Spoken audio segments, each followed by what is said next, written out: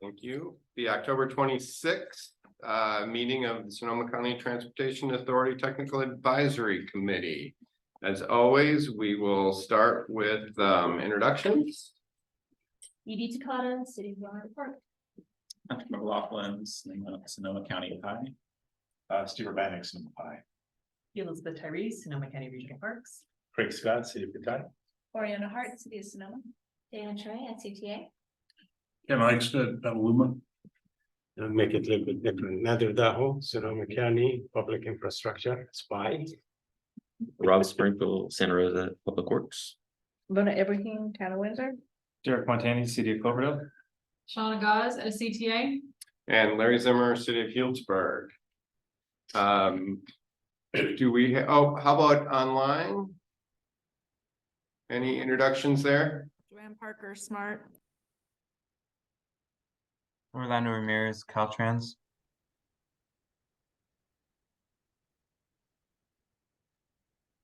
And we have Adam Adam Garcia, SCTA, RCPA. and Aaron Pierce, maybe? Aaron Ferguson with Fair and Pierce. Hi, Aaron, welcome. I think that's everyone. And Ross. Ross Condon, SCTA, RCPA. And one more from Fair and Pierce. Yes, hey everyone, I'm Terrence Jow from Fair and Pierce. All right. And we have in the back. All right, that's everyone. Any public comments? Not seeing any? No.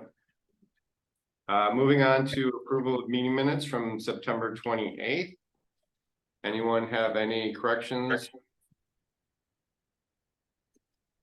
Other than the reference to Edie Tyree, I think everything was fine. Sorry. It confused me for a minute, but. So without any objections, that passes. Item number 4, election of a vice chair, because your chair has missed the last 2 meetings. Any introduction there? Just that we had a vice chair for a little while, and then because for a long time, as you may or may not recall, the TAC was pretty much chair for life, and it was Sue Kelly, exactly. And then when she retired, we elected both a chair and a vice chair, and Nancy Adams was the vice chair, but she retired. So we didn't immediately fill that position. We were sort of coming along and things were fine. So we didn't elect a chair or a vice chair, but now just not that we don't appreciate your efforts very much, but it made us realize that maybe we should in fact fill the seat. So we've put it on the agenda, and we'd like you to consider suggesting nominations. I don't miss very many meetings, contrary to the last couple. No volunteers? So it says it in the agenda, but the position is essentially just filling in when the chair is missing to chair the meeting. In the past, the chair has been responsible for sometimes either attending or presenting to the board on something that is of value and or significance to the group, but we haven't done that in years. So conceivably that could fall to the vice chair if something like that were necessary and the chair weren't available. I have a nomination. Is this a position question? Is this a position for life? Until otherwise stated, essentially, yes. And I don't think it's an automatic, you have to be chair if, like, for some reason, No. I am no longer part of TAC. That is correct. It's not a force. We might ask you to step in the interim, but we would, if you weren't interested, we could certainly have someone we could nominate. So is that an acceptance? I would accept the nomination. Thank you. Anyone else or any objections? Seeing none, it looks like we now have a vice chair. Thank you. And again, I really don't find that.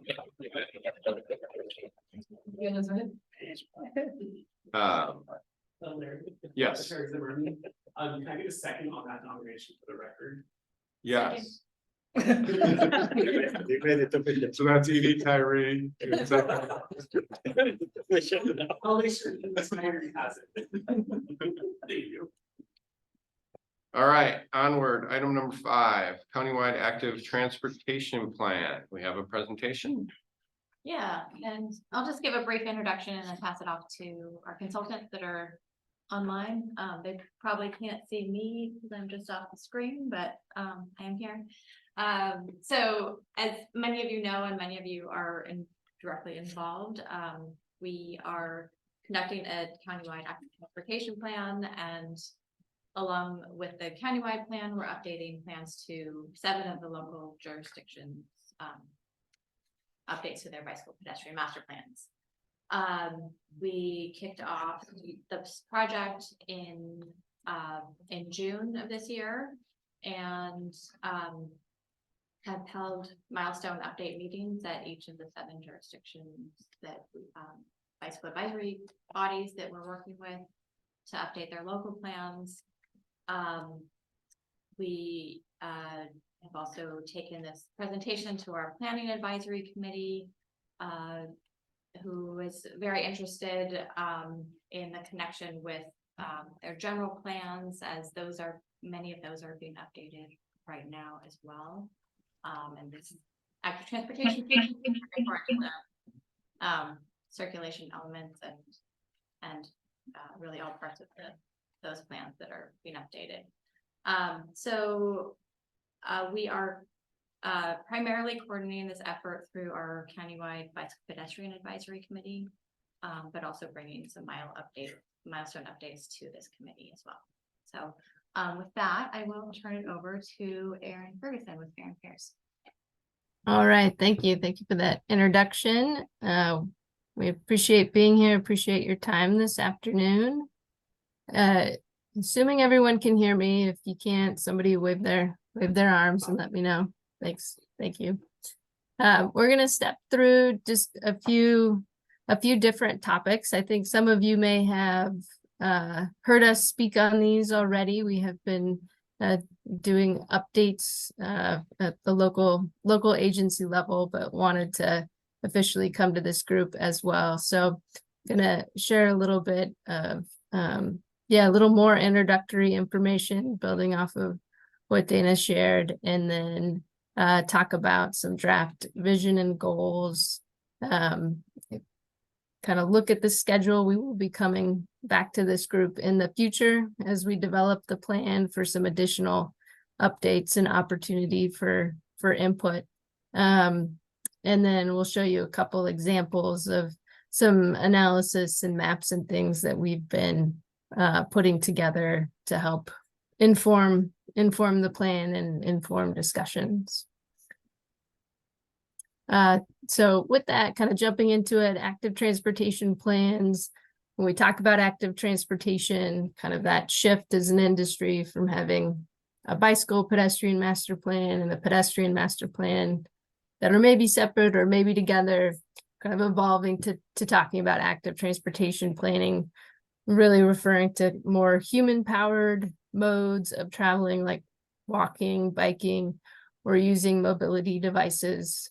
We also recognize that our kind of traditional human-powered modes, like bikes or scooters, stand-up scooters, are also now becoming versions that are assisted, through electrical power. So kind of e-bikes, stand-up e-scooters. So those are things that micro-mobility, those are things that we are also considering as part of the putting together the active transportation plan, and also thinking about in terms of how that changes people's ability to maybe travel further using those devices, travel on steeper grades than they otherwise would have. And so those are kind of also kind of pieces and a good reason to be thinking about kind of that collection of mobility more broadly as active transportation.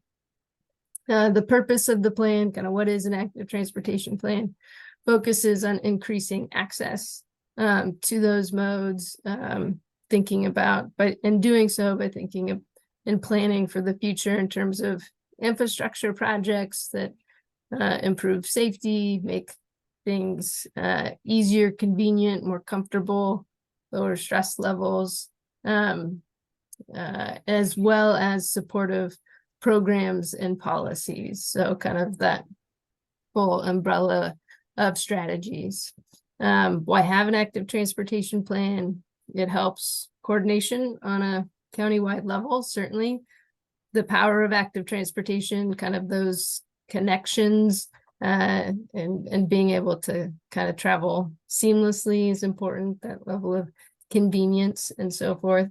It also puts SCTA and local agencies, all of you, in a better position to receive funding to help implement strategies and projects and so forth. So it's really helpful from a grant funding perspective. And then also helpful as you are doing other kind of routine or regular planning, development review, thinking about other capital improvement projects, and being able to be kind of opportunistic and thinking about how to have active transportation improvement to be integrated into those other kind of types of activities that you're already doing on a regular basis. One of the things that we will be thinking about in the context of the active transportation plan is being able to make improvements and use strategies that kind of open up active transportation as a potential mode choice for a larger portion of the population. So giving people the opportunity to travel without their cars when they want to or when they can. And so part of that, in this graphic, we're kind of showing that concept of thinking about different comfort levels for different portions of the population, in this instance specific to biking. But you could think about it in the context of other modes as well. But just understanding that there's a very small portion of the population that will bike kind of anywhere regardless of the conditions. We kind of refer to those as the strong and the fearless, and they're maybe 1%. The next group we characterize as kind of enthusiastic and confident. So a little bit slightly larger portion of the population that might ride as long as there's maybe a basic bike lane or a wide enough shoulder type of a portion, type of a mindset. And then there's a larger portion of the population that's interested but concerned. And so these are folks who maybe want to bike, but it's too stressful, or just kind of feels, too risky, too dangerous. And so that's an opportunity for us to think about as we're identifying projects and improvements and programs, kind of how can we open up the network, kind of improve the network to make this mode a choice that they could imagine, actually making or taking advantage of. Then there's a portion of the population that kind of just in this example for biking aren't going to be able to bike or just don't have an interest. So there is that portion as well. And so from an active transportation perspective, that's where we will also be thinking about kind of what are the other improvements to walking, to accessibility from an ADA perspective, and those types of enhancements so that we can kind of create a network and environment where people have those travel choices that are safe, that feel convenient, and so forth.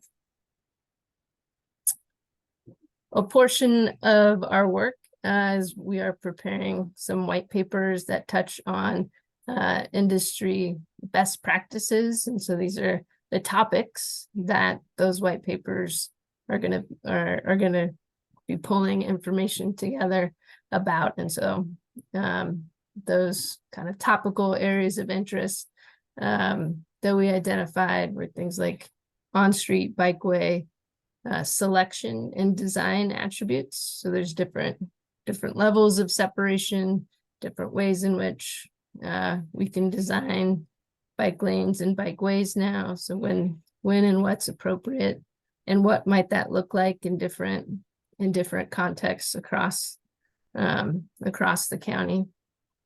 Multi-use paths and bike highways. So thinking about kind of more regional connectivity, and one of our activities is to identify regional routes and kind of where and how, but also kind of wayfinding for those regional routes.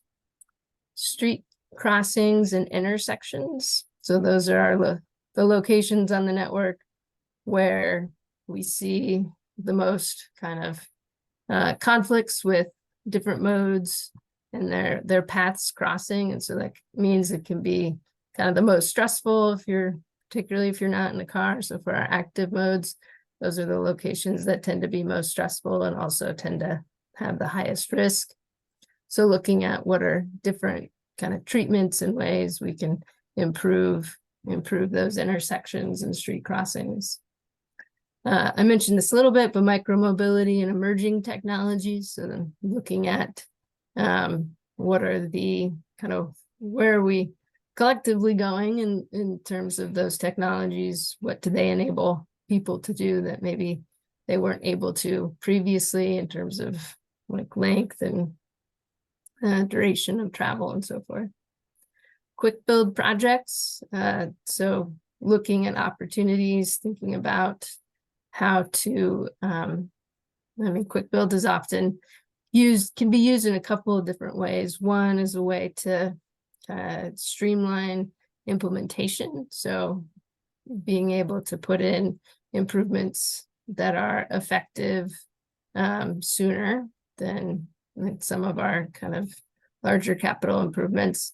It also can be beneficial in terms of introducing a community to new types of treatments in a way that can feel less intimidating and kind of open up people's kind of interest in different kinds of improvements. And then the sixth topic there, characterized it as amenities to improve user experience, and that's really kind of oriented around amenities in terms of kind of at bus stops, at transit stops, kind of what are the things that we can do to, as we think about improving access to those, also improve the experience while you're at those facilities. As we work through the process, we'll be thinking about, as I've been mentioning, kind of proposed projects or improvements, and looking and working from kind of different bicycle facility types. And so this is an example of those different tools, so to speak, in the toolbox. The blue, if you can see the blue dashed line on this slide, we've kind of used that to circle or encompass the types of treatments that tend to be considered lower stress. So where we're trying, in some instances, create more separation through things like separated bike lanes. So separation from bikes and moving vehicles. So creating that kind of physical separation. Or, for example, with bike boulevards, intentionally using kind of traffic calming or speed management type treatments to really lower vehicle speeds as a way to also help lower stress and lower risk. So these are kind of different examples of the types of treatments along roadways for bicyclists. I mean, some of the things that we've heard already from some communities in the county is a little bit of maybe a concern that some of these treatments don't really fit with local context. And so that's something that we'll be working with local agencies as we think about specific streets in each of the communities or specific roadways, kind of what is the context and character? How can we use these types of facilities or kind of the principles behind it of slowing vehicle speeds, creating separation to help improve access and improve safety while tailoring it to that local context. Similarly, some examples of kind of strategies in the pedestrian toolbox. Again, a lot of these are kind of making sure we have sidewalks or pathways to provide that separate space for people walking, thinking about how do we improve pedestrian crossings, treatments that improve visibility, treatments that improve vehicles, motorists' likelihood of yielding and seeing people using things like curb extensions to help shorten pedestrian crossings, but also slow vehicle turn speeds, those types of things. Throughout the process, we're doing a variety of kind of community engagement. We're in the middle right now, or kind of approaching maybe the 2/3 spot for the first round of engagement. So we've been working to identify kind of existing events, farmers markets and what have you in each community to be out gathering input from folks about current concerns and so forth. We have a website with an interactive map. So it's kind of in this first round of engagement that'll wrap up roughly right around Thanksgiving. And then we'll have additional future rounds of engagement where we'll be back out kind of gathering input on things like draft projects and so forth. Essentially kind of the draft content for the plan. As part of kind of a latter piece of the plan's development, after we've identified kind of programs and projects and those strategies, we'll be also looking at funding and implementation. And so at a local level, this will mean kind of identifying projects that are seem most likely to be competitive for different or well suited for different kinds of funding sources. And so essentially helping to identify what are the priorities for implementation, kind of path to implementation. And this is kind of how our overall effort is organized in terms of kind of the set of tasks that we are doing all this work within. So we had an initial kind of existing conditions, kind of establishing a foundation task. This task 2 being technical analysis, and we'll show you some examples of some of the mapping and things that we have done as part of that task 2.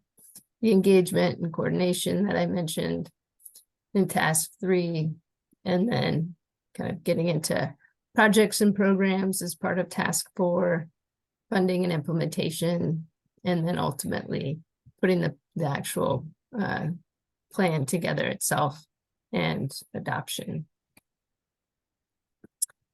In terms of kind of where we're going for the plan itself and the organization, we have on the right-hand side of this slide kind of the anticipated outline for the countywide plan. And so kind of volume 1 is really the kind of countywide pieces of the plan. Volume 2 is the collection of local active transportation plans.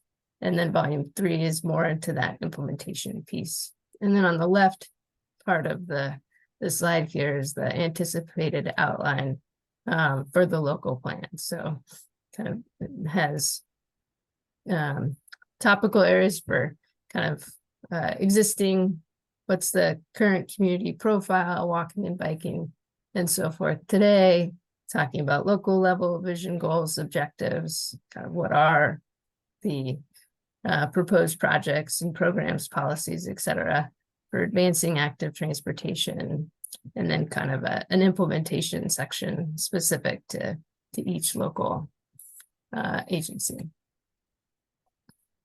So we do have a draft countywide vision statement at this point, and so that's up now on the screen. So the draft vision currently reads, the transportation system is safe and inviting for people of all ages and abilities to walk, bike, and roll for everyday transportation and recreation by providing a continuous and interconnected network linking daily activities and housing and supported by programs and policies that encourage walking, biking, and rolling. Our guiding principles are to improve safety, equity, and quality of life. And then we also have these draft goals, connected and reliable, which is to deliver a continuous network that allows people of all ages and abilities to use a variety of transportation types easily, affordably, and dependably, safe and well-maintained, create and sustain a high quality and low stress active transportation network, employ Vision Zero and safety plan policies and strategies to advance this goal. And then community-oriented and place-based, so tailor projects to urban, suburban, and rural communities that support a diversity of uses and create community through active transportation. So these are kind of draft vision and draft goals that we've been sharing as part of our milestone 1 updates that we've been making to local advisory bodies, as well as kind of different committees and so forth. Specific to this technical advisory committee, what I mentioned earlier is that this is the first of 3 milestone updates as part of the plan's development. So kind of the next couple of updates we'll be back in roughly March of 2024 to talk about draft, kind of where we're at with draft project policies and programs. And then a year from now is when we'll be back to be talking about the draft, the public draft plan itself.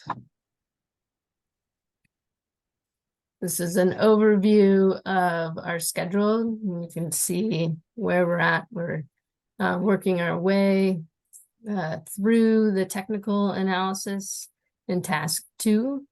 And we're actually starting to have, next week we'll be having our kind of work sessions with local agency staff to be kind of speaking more in more detail in those work sessions about the draft technical analysis findings, kind of what that, looking ahead, what those findings can help inform in terms of potential projects and so forth.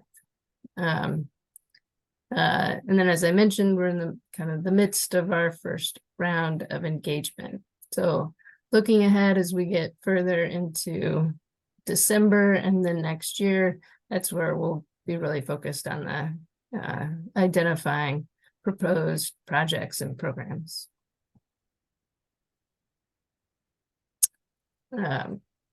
So giving you kind of an example of some of our analysis results, and I think some of you have seen these for your so far as we've been kind of sending these out for various agencies, but we do have for those who are really interested in looking at some of the details, we have we call it a web map explorer.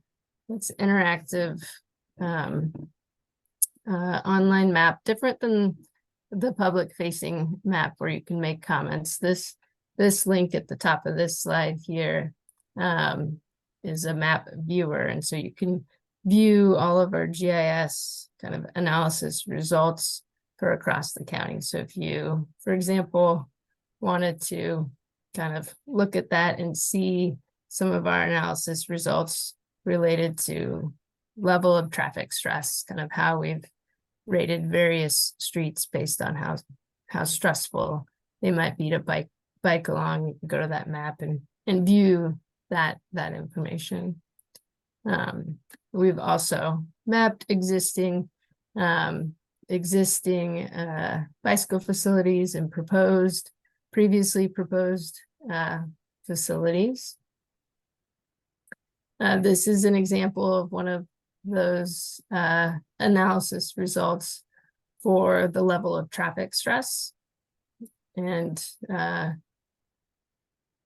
with those maps, we also identify kind of where the high injury network, so the previously developed high injury network from SCTA's Vision Zero work, is also noted for reference on these maps. We've produced kind of results looking at connectivity. And so this is an example of thinking about kind of how far might someone be able to travel if they're biking on a low stress route.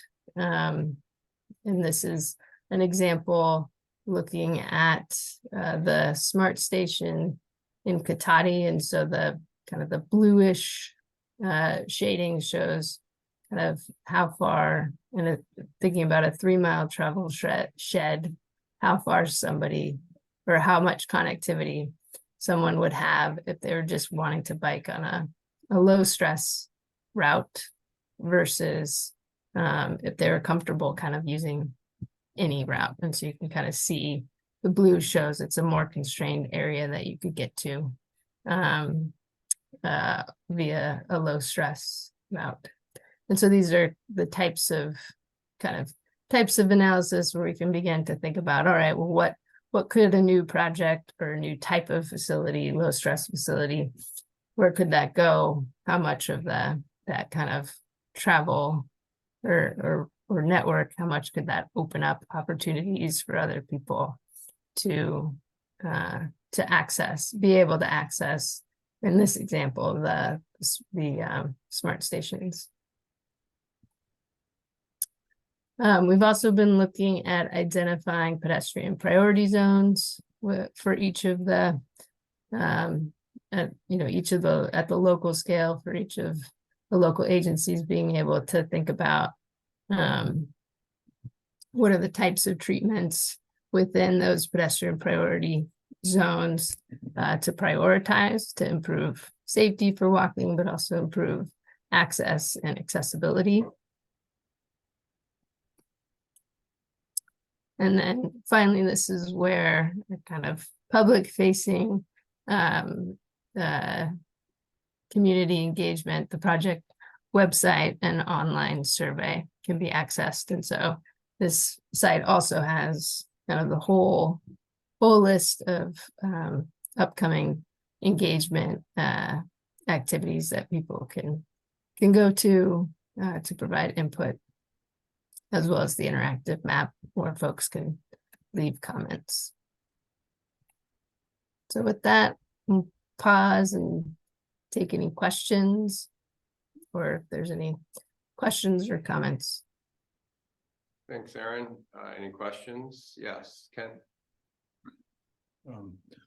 Thank you, Aaron, Dana, for the presentation. I was curious, Aaron, since Fair and Pierce is doing our ATP, one of the things that is really useful is all the data that we already have on the LRSP, SWITTers, and then actually through the local police department in the Crossroads. Are you using those data sources to identify crash and injury areas that have high frequency? We are we're not redoing any collision analysis. So given we are using the information from LRSPs, including community comments that were gathered through the LRSP process. And then we are also using information like the high injury network, for example, from SCTA's Vision Zero program and dashboard. So we're from a specific to like kind of looking at safety across the geography. We're using the work that's already been done.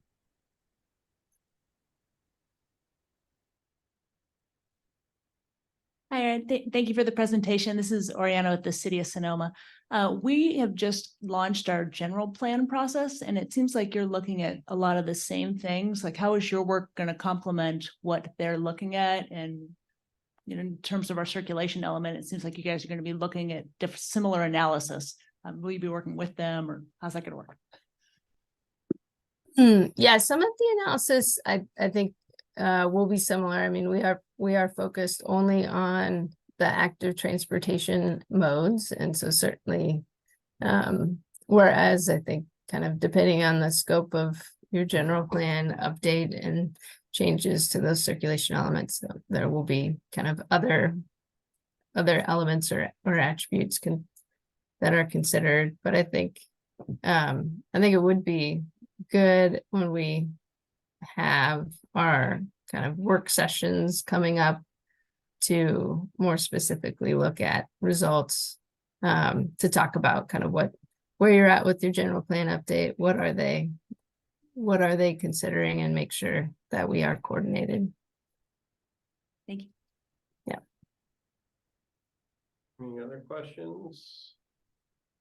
I do have one quick question on how are the low stress networks determined? Is it strictly from a desktop where you're looking at speeds and widths, or what's the formula for calculating what's low stress and what is not?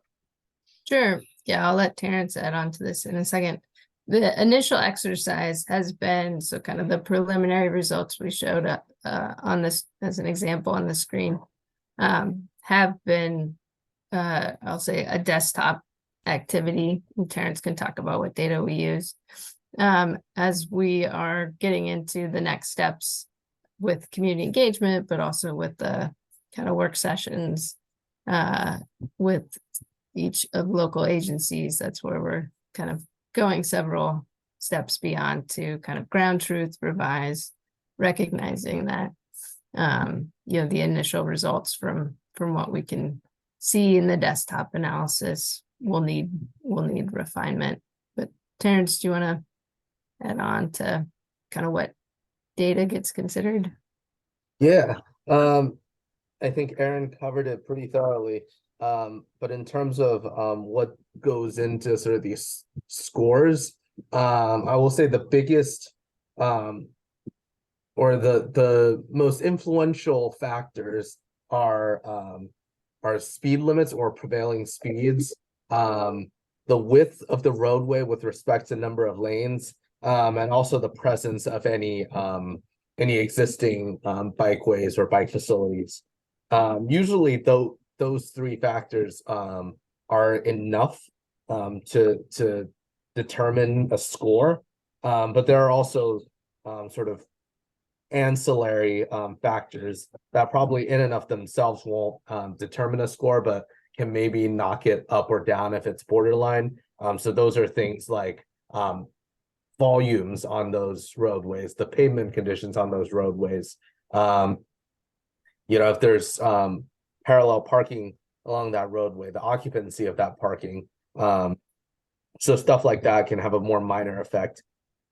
And so that also goes along to what Erin was saying, which is that these scores are a great first start, but they're also not absolute. They're not ironclad, and we are able to sort of move the scores up or down depending on community feedback, because usually the feedback is towards sort of one of those more ancillary factors. You know, like a roadway might otherwise be a LTS of 2 that suggests that it would be pretty comfortable to bike along, you know, if it's otherwise sort of narrow and has a low speed limit. But if a community member says, well, yes, but that roadway is actually surprisingly trafficked given its size, and also a lot of big trucks go down there all the time, well, then that's probably an instance where that score will probably need to be raised so that it sort of reflects a more stressful biking or walking environment based on those ancillary factors shared by a community member or one of you. Thank you, that helps a lot. Craig? In that vein, it seems like the overall objective is to turn these maps blue, right? And get rid of the beige. I noticed with the blue on the figure you presented, it's a contiguous area. Does that factor in that it has to be where you get off somebody gets off the train and can contiguously get somewhere in a safe manner? So if you have a class 1 or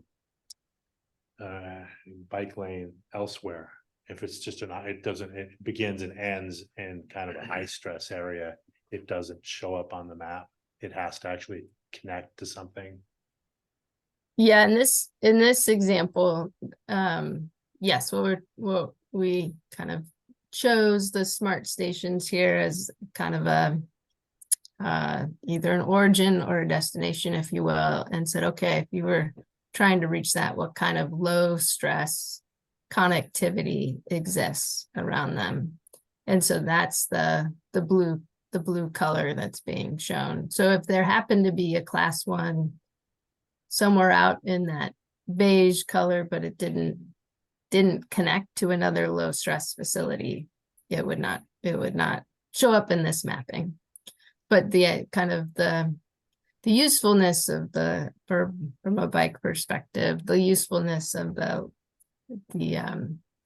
level of traffic stress analysis is to try to be looking at kind of connectivity and how can we take what exists today and improve upon it so that it can be useful and kind of people meeting their kind of daily needs or regular travel needs. So a perfect LTS map in and of itself is not at all what we're aiming for. We want to have it get close enough to where it can help inform what are the priority kind of recommendations and things of that nature. Yeah, maybe just adding a little bit onto that. One of the parts of our vision statement is that we want the network to be continuous. It doesn't mean that you have to be able to go from every street to every street, but it does mean that we shouldn't have these sort of orphan segments that kind of don't connect to a broader network. And I think broadly speaking, Sonoma County is like the whole county is sort of very good about having high quality facilities connecting various centers of population. So for example, I could go on Joe Rodota and bike all the way from Santa Rosa to Sebastopol on this very good, very low stress facility. But then once I get to Sebastopol downtown, all of a sudden I'm sort of left there having to sort of cross and navigate 3 lanes of one-way traffic right in downtown. And so it's really about taking the network all the way to the destinations that people are trying to reach. In this case, with the map we've shown, it's a smart station that probably a lot of people are trying to access as either a destination or where they're getting off the train and trying to take their bikes that last mile. And so, if your network doesn't really connect to that, then that's something we should work towards to hit that continuous part of that vision. Yeah. Does this stress analysis, it's by mode, right? So when you're evaluating stress within a network, it's based on riding a bicycle, or are you looking at kind of mixing modes, you know, people will walk someplace and then transition to some other mode? Does that have an influence in how you guys are looking at these things? Yeah. I'll quickly respond and then Terrence, you can add on. So this level of traffic stress is thinking about the bicycle mode specifically. I think it can, as kind of new modes or variations of bike modes like e-bikes, like I think it could still be applicable to those, or like stand-up scooters type of a thing. But walking, what we're thinking about for pedestrians are the identifying those pedestrian priority zones to focus on essentially kind of identifying what are those pedestrian priority zones in each community. And then once we've identified those, be looking at how do we make sure we have continuous pathways or sidewalks. You know, how do we make sure we have sufficient crossing opportunities for people walking that are well designed and ADA accessible, and so creating kind of a toolbox and a set of improvements specific to walking around those pedestrian priority zones. Yeah. So, as Aaron said, LTS refers to bike LTS. It's the bicycle level of traffic stress. But I think one other thing to note is that generally speaking, you know, like what's good for the bicyclist is also good for the pedestrian. A lot of improvements we're looking at, or the deficiencies we're trying to remedy are relate to vehicular speeding, or just high vehicular speeds that make it really stressful to bike alongside a corridor. But that also applies to pedestrians as well. You know, it's more stressful to walk alongside, you know, traffic that's going 50 miles an hour over traffic that's going 25 miles an hour. So there's also a lot of interplay and sort of mutual benefits to bike and pedestrian improvements.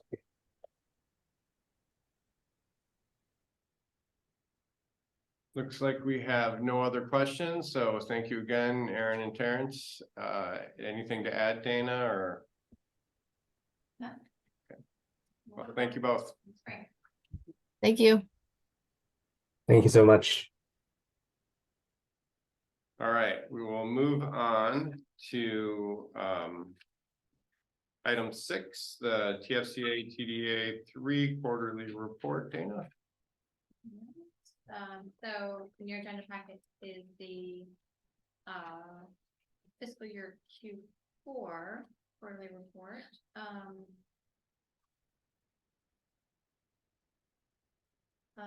Yeah, I was just trying to think if we had an updated one. I guess that this is the one that made it in the packet. So as of the end of fiscal year 23, on the first page of the report are the active projects for the Transportation Development Act, Article 3. And then on the second page are the active projects for the Transportation Fund for Clean Air Program. We have a few deadlines coming up for the TFCA projects. I think that 2 of those were extended and then one is going to be closed out under budget. So I think nothing for any of you here to pay attention to, but let me know if there are any questions on the projects and these programs. Seeing none. On to item 7, Measure M and Go Sonoma 7.1 invoicing obligation status. Thank you, Mr. Chair. As it is every month, the invoicing and obligation status is included in your agenda packet for your reference, so that you know if you have a upcoming appropriation that you should be doing, or you'll be listed on here. If you have an open appropriation, then you're shown on here, and we try to keep track of whether or not your invoicing has been within the last 6 months. So if you're approaching 6 months, you get the yellow, and then if you are past 6 months, then you get the red. And so this is for your reference, so that you guys can keep on track of your invoice. Measure them. Okay, I think we can roll into 7.2, Go Sonoma Strategy Implementation Plan, Chapter 3, Strategy Plan and Approach. So, there is available at the corner, I believe, thank you. And if you might pass those out. You'll recall that we are in the process of developing the strategic implementation plan for Go Sonoma. We brought you chapter 4 and the appendices previously. This is chapter 3. This is a draft. We are seeking input on chapter 3. Thank you. Okay.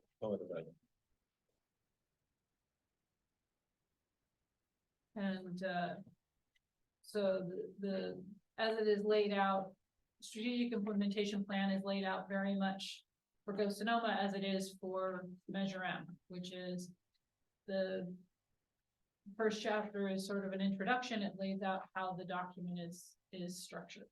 The second chapter is background that tells you where we've been and where we hope to go. Chapter 3, which is what you have before you, is the strategic approach. So this includes our financial estimates, what we expect growth to do, and how we arrived at that assumption. And it also includes in the very back the programming as it has been completed thus far. We have been through one call for projects that was associated with the SCTA funding program, and so we programmed out the first 2 years of Go Sonoma. Obviously, we haven't started collecting yet, but should anybody need to move forward, then we will probably implement a intra-program loan. If we measure them and Go Sonoma, because we have surplus of measure them, that would be able to carry it forward. It would be a loan, so it will be paid back when we achieve the revenues, when those start being collected in 2025. So with that, we are asking that you provide any comments that you might have on this chapter. But probably by the end of next week would be great.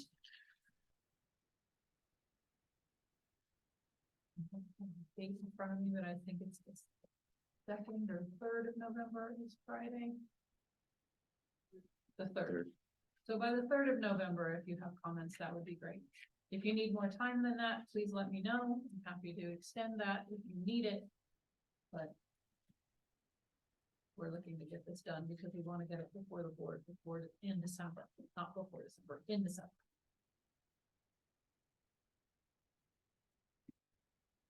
Anyone have any questions while we're all feverishly reading? Things that I might note in here in case you were looking for them, the revenue forecast for overall revenue based on actual sales tax revenue data is about 32.2 million a year. We are expecting about 670 million, or there was 670 million total for Measure M. We are projecting possibly more than that for Go Sonoma. It's 870 million for Go Sonoma. But it looks, we're looking at a growth rate of about 3% for the first few years, and then in order to be fiscally conservative, that gets reduced to 2% for 2035 through 2045. May get adjusted later, but that's what we're looking at right now. So those are some of the assumptions. Good amount. Yeah, Rob. You mentioned previously that by December or in December, you wanted the list or us to update our lists of projects that we submitted for the Go Sonoma / OBAG 3 previously. Is that still what's being requested? Yeah, I mean, what we're gonna do is we're probably going to implement quarterly reporting for Measure Up for Go Sonoma projects.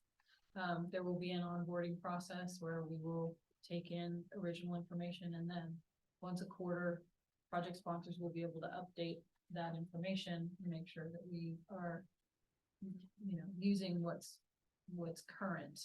And because we will have project information sheets on the SCTA website. We do right now, actually. So the idea is to make sure that those are current. What has happened in the past is we do a project information sheet for each one of the projects. It gets updated for the strategic plan, and then it stays static until we do the next strategic plan. What we would like is for those to be updated on a quarterly basis so that there is real-time information available for each one of the projects. That should help us with delivery too, so that SCTA knows when the jurisdictions might need help with, you know, various delivery milestones. We can keep better track of that so that we have good success in delivering the project. I think maybe I didn't ask my question right. I was under the impression that we needed to come up with or replace our projects that we previously asked for money for. That was for Chris for the Plan Bay area update. I think the idea was to make sure that we Not the regional projects. Maybe I don't remember this correctly. There was a December deadline. Yes, I'm Yes. sorry, Yes. that is true. Sorry, I didn't. That is true. Thank you. That is true. We will be looking for updates on those because we will be looking at the ones that weren't selected. Mhm. We will be moving forward with some sort of a call for projects for the STIP funding at the beginning of the year. So we do want updates on the projects that weren't selected for programming. Okay, and that funding will be STIP funding? Yeah. Okay. Well, you'll recall maybe that we are proposing a swap of funds. Measure it, but STIP, yeah.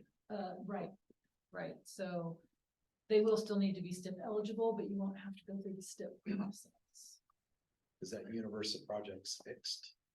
I mean, 21 call, got a big Right. list, you pick some, there's some losers at the bottom of the list. This is now the list of projects. But we have new priorities now, so. Yeah. Right. That's I sort of think my question is. Yes, and That's that's where my kind of what question we were at. That's what we're after. Have your priorities changed? Do you need to update the information on the projects that we already have? Have they moved forward without this funding so that we can remove them from the list? That sort of thing. Yes. Or are there new projects that? Yeah. we can Yes. have some in- Folks who. indeed. Yeah. If your Got it. priorities have changed. If your priorities have changed and there are projects that aren't on our list, we would like to also know that. However, those projects haven't been evaluated, so they will be subject to a different type of selection process. Will we know that type of selection process before we submit the list? Probably not. Okay. I mean, we can't apply the same rules to the projects because we know that the projects that we already have been evaluated with the evaluation criteria that we used for the 2021 funding program. If we need to swap something out, we're happy to work with the jurisdictions, but it's not going to be a willy-nilly, here's a whole new list. We will be using the existing list because those projects have been evaluated. If for some reason the jurisdiction finds now that there's something that has bubbled to the top that has been through community engagement process and is being, you know, there are members of the public that are pounding the pavement and actually Mhm. demanding that the jurisdiction implement this project, then yes, we would like to know that. But other than that, we would like to work with what's already on the list. So my last final maybe question related to that is, so are you gonna send out then a call for project update at some point? Like We will- officially, or is it, you just Yeah, want us to we'll get start- you? we'll Start talking about that Okay. at this meeting in January.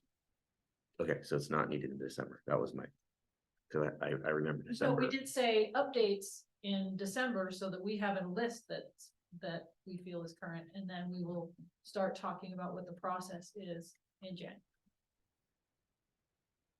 Okay, Was there I any would written email or I would direction prefer- on what we yeah, I- were to I do? think we talked We about talked it. about in it here. previous- Yeah. but I would there prefer there to was a know the staff report and a process previous before TAC. we submit. Okay. And I apologize, I was not here for the last TAC meeting, so Me neither. I. But I'm And I'm sorry if this is getting off topic, I thought it was kind of related to the Measure M stuff, No, but, it is. I would prefer to know the process before we submit the projects, if that's at all possible, so we know what rules we're playing by. Okay. Can I chime in for a minute? Yes. Thank you. So I forget whether it was last TAC meeting or 2 TAC meetings, but if you recall, there was a large staff report that was done by David Raperda, who can't be here today, and I apologize, I'm out of town, so I'm calling in. But it essentially looked at the lists of projects for programming that we've received, right? And when we're looking at those lists, it was the 2021 call for projects, that was the SCTA funding plan cycle 1. And then it was also the Safe Streets and Roads for All grant. It was the ATP grants.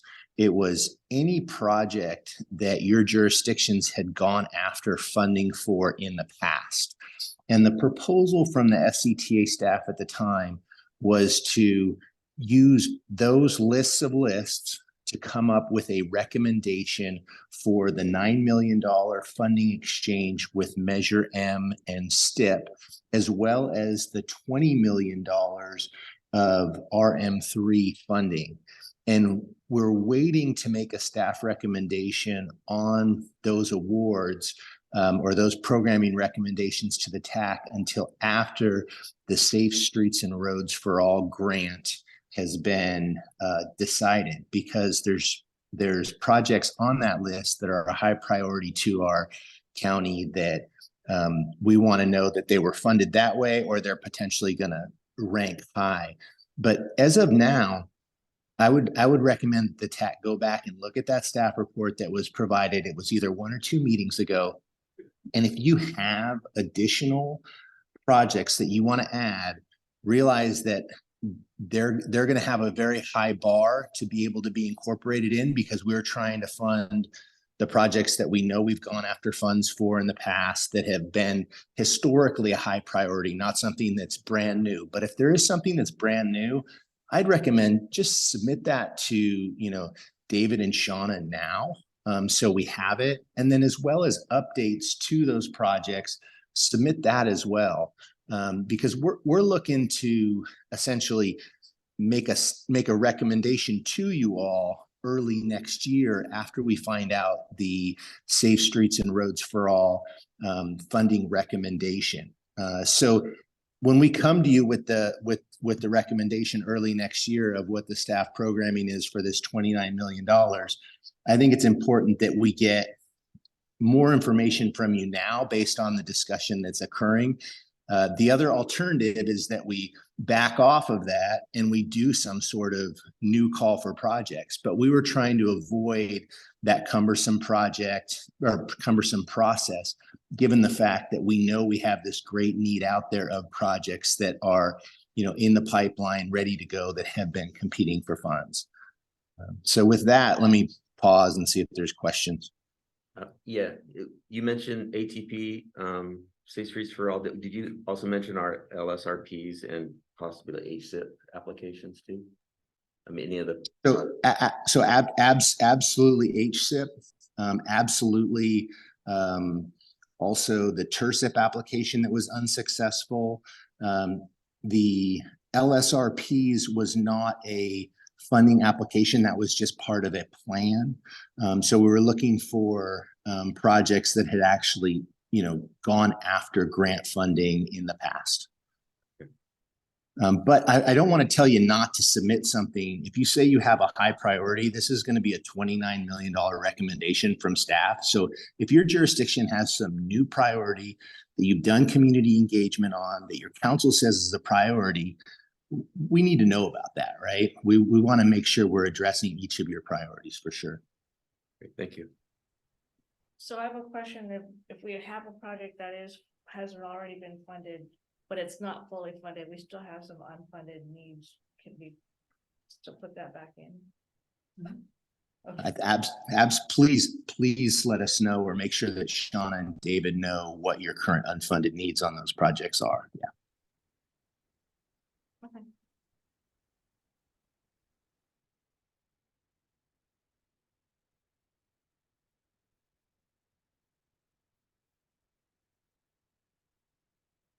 everyone. Thanks. I was taking notes. Any other questions? Thank you, James. So the message is reread that agenda report and send stuff to Shauna. Okay, onward. Item number 8, the regional information update, inactive federal obligation status. Sure, so every month we include the federal inactive obligation report. It did not get updated from the last month, so all the projects listed are the same. You know, if you're on the list, take care of your business. And keep us in the loop if you're. And then 8.2 biannual state and federal obligation history. Yeah, so the members of this committee may recall that in the past, we developed and started taking a federal obligation, federal and state now, obligation list to the board every 6 months or so, in order for the board to be kept abreast of what has happened in the past, what the delivery history was in the past, and what we are expecting to happen, what actions have been made, and where are we in delivery. So we do this every 6 months. We try to make sure that list comes before this body, before it goes to boards, so that you all have the opportunity to look at what we are intending to take to the board and make sure that it's accurate before we submit it. That's included in your agenda packet as well. If you have the opportunity, I would like to hear from you by the 10th of November, if you could, so that I can have that report ready for the board for the December meeting. We did add a few state programs, so now it also reports out on if you have local partnership program funds that you're expecting to have to obligate, or HSIP is on there, and there are a number of programs where you have to go through Caltrans, and so as long as you're going through Caltrans, we're trying to make sure that you're aware of what the process is and where your deadlines are. One funding source that was pretty significant here for most of us all was the ARA funds. Is that called something different that I'm just not recognizing in this list? It might have been far enough back that I didn't include it. I mean, it could be on there, but it might not be called ERA. It might have been called the American, I forget what that was called, something in recovery. That was back in like 2000. Yeah, it was a while ago. But it can be investment. Reinvestment, yes. And yeah, those might be on there, and if they are, I know you guys got funding for it, so it would be listed in there. I went back about 15 years, was about as far back as I could get it before it started getting really iffy in our records and the ability to trace it back. So, but that's mostly just delivery history as opposed to what we have programmed currently that we want to make sure you guys are continuing to move forward with. But that is where we started, was we went back about 15 years.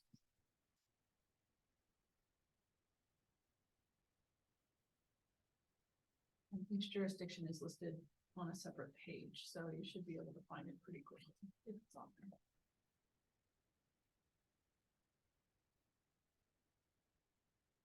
Any other questions? Seeing none. Item 9, the upcoming SCTA RCPA board meeting of November 13th. Any discussion there? Oh, it's on the screen. It is on the screen. See that? Yes, thank you, Drew. Like a magician, Drew. That's right. So on consent, we have notes from October 9 meeting, quarterly financial report, transit integration and service study amendment to ILN for SCTA items, for RCPA items, there's a contract with Bayron, the Snow and Marin and Council Climate Coalition Agreement. Now, granted, this is still a draft, but for regular items, the project initiation document, the 3-year work plan for SCTA items. Concurrent items include pending development report, briefing on the Bay Area Finance Authority activities, and a proposed request for proposals for SCTA, RCPA legislative advocacy. And then the standard reports and announcements as per usual. So the PID item came before this committee last month. You all had the opportunity to look at the previous list and a staff report that talked about what we had on the last work plan. So based on your input, we have revised that, and we will be reaching out to the jurisdictions that actually have projects on the list to make sure that what we have updated is accurate before we go to the board, but it is going to the board in November. Thanks. Any questions? On to Roundtable. I do have something.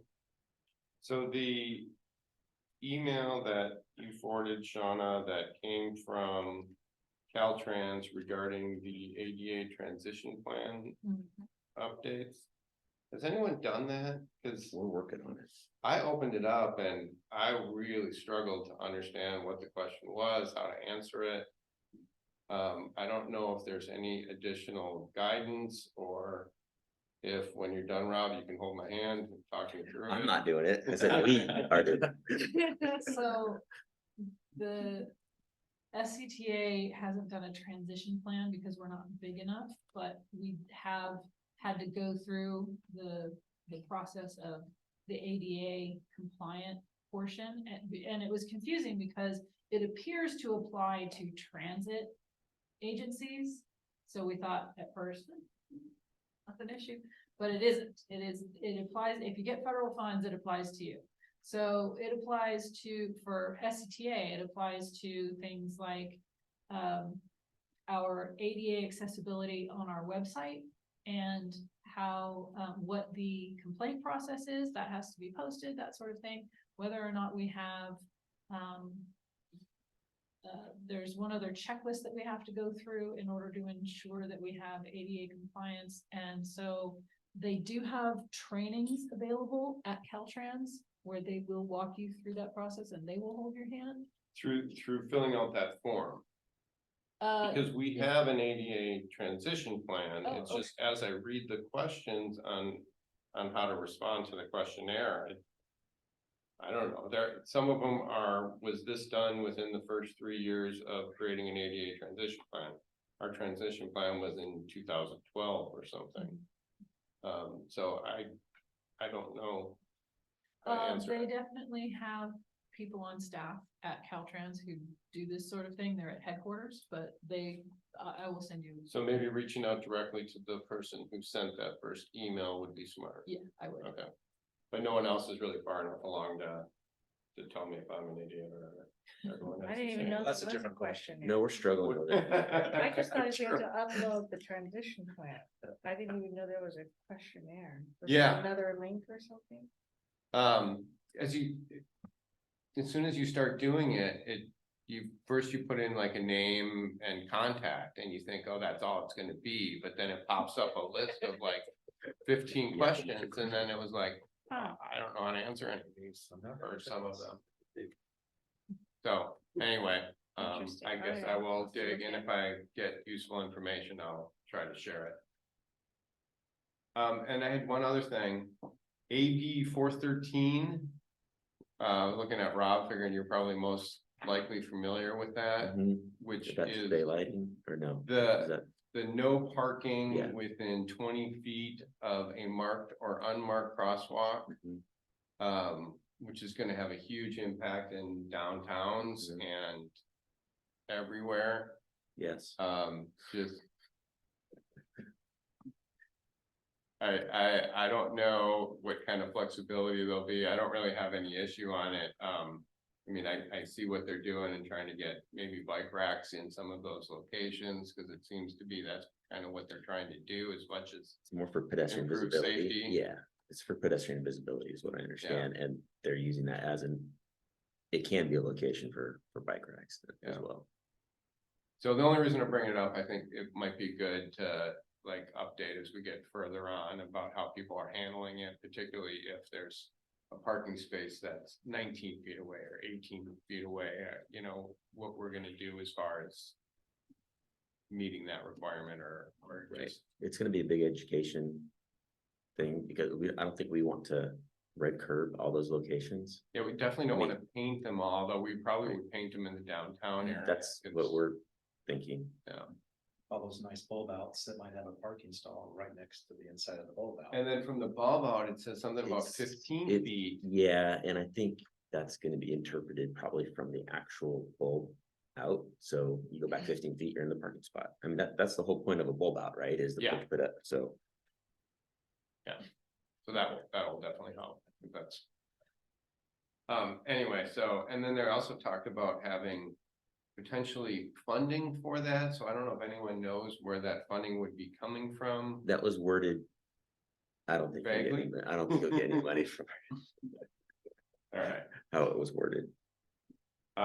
anyway, thank you. Those were the couple of topics I had. Does anyone else have any topics for roundtable? And that's, I think, 2025. Yeah. I think, Yeah, I don't think it doesn't start till 2024 and then would be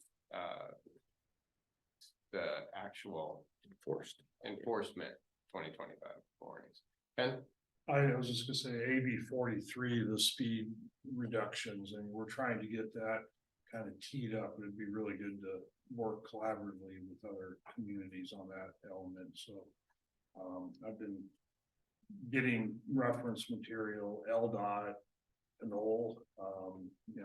Sanjay has actually done something. We're trying to get a hold of him. He's over there. And so, but I don't know if anybody's looking at that, but it goes into effect,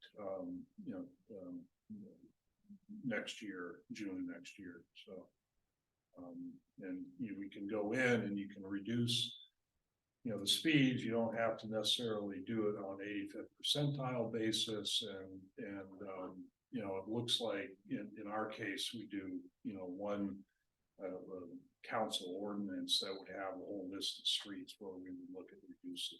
Is kind of how we're thinking, trying to don't do it piecemeal, but do it in the whole, selected group. And some of these may be, around schools, doing 15, 20 mile an hour speed limits around schools, which we're finding that we really need. But yeah, I'd just like to put it out there. If anybody's got any information, we can, collaborate on it. Great. We're gonna be doing our downtown first, and then we're gonna go spread, because you can do your CBDs right now. So we passed a resolution to reduce the speeds in a lot of the downtown streets. We were waiting for our slurry project to incorporate it in with our slurry project when we do all the restriping, but that may get pushed off till spring. So we're actually having a discussion right now whether we can go ahead and implement it now or wait. But happy to talk to you about it. And we're probably going to be hiring a consultant of some kind to do a little bit of study to figure out what we're doing, but it's probably going to be the downtown area where we reduce speeds. But bringing up the school zones makes a lot of sense, and I don't know that we've really considered that at this point. You get credit for low stress. There you go. Yeah, it all ties in. Mr. Chair, I would say that we do have a line item in our Safe Streets and Roads for All grant, looking specifically at that and putting together a best practices manual for. But we aren't expecting to hear about that grant until December. And we're probably going to wait patiently.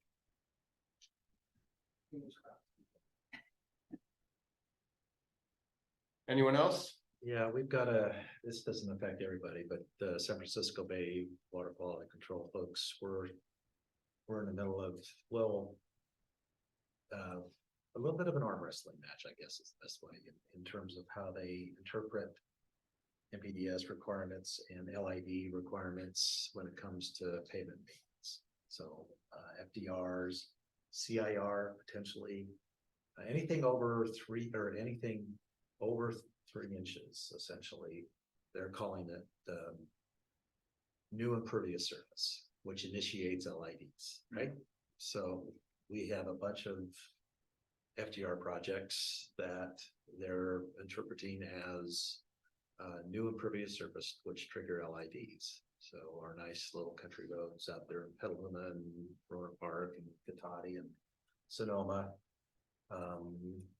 Don't know what that actually means yet. I'm trying to get them to interpret if they're going to call my recently FDR road a new impervious surface. I want the pastoral roadside ditches with the flowers and the weeds and the stuff like that to be a new bioswale that's associated with my new FDR road. I don't know how we're gonna work with that, but right now they're giving us 5 years to figure out what the heck that's gonna do. So we're not sure exactly how this is all gonna look at this point, but it's very different than North Coast that, you know, you get to enjoy. So removing a impervious surface and putting back the same dimensions is considered new.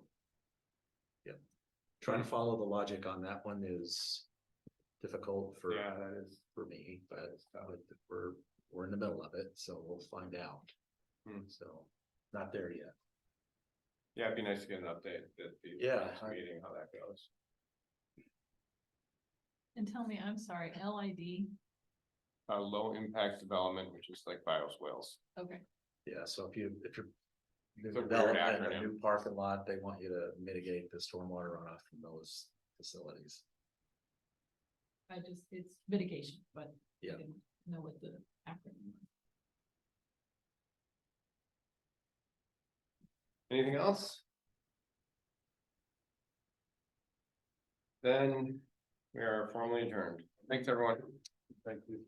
I did not meet David's very high bar.